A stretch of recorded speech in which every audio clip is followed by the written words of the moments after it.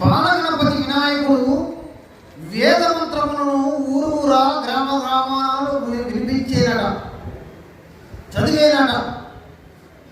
అందువలన ఆకాశమున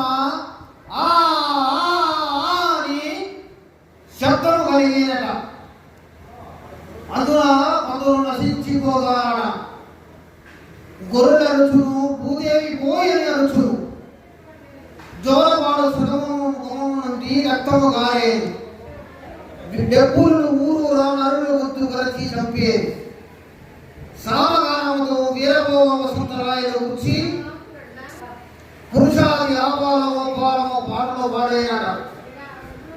పువ్వుల వాన కురుస్తుందట, నరులందరినీ పెరిగి